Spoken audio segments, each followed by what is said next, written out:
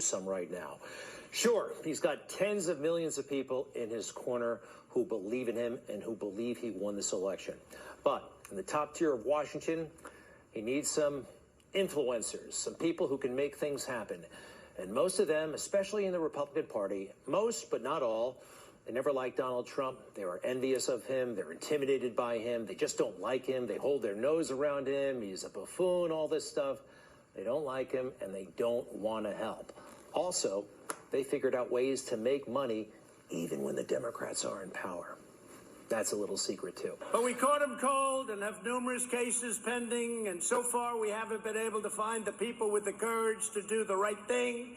And that is true in Georgia, certainly, but we're going to hit those people, and they're going to go down in history as great people. So, looking for courageous people in positions of power, and I think we're about due, okay? The establishment is against this guy. We know that. There have got to be some courageous people inside that establishment who can see what's going on. And even people on the other side, I think they recognize that if the situation were reversed, this election would be considered wide open. Is there really any doubt about that?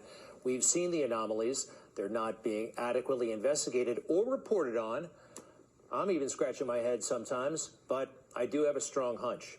And quite frankly, sometimes in journalism, that's how it works. You get a hunch, and then you go out and you get the facts, or you find people who agree with you, and presto, you have a story. It's not perfect, but that's the way it often works. Let's talk about some broad trends, though, that we have recognized just don't add up. Number one, Joe Biden getting 80 million votes. 80 million votes, more than any presidential candidate in history. Donald Trump actually did very well in this election. He got 10 million more votes than he got last time.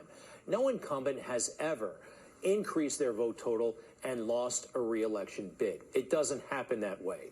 Yet Joe Biden got 80 million votes when he couldn't even fill a parking lot.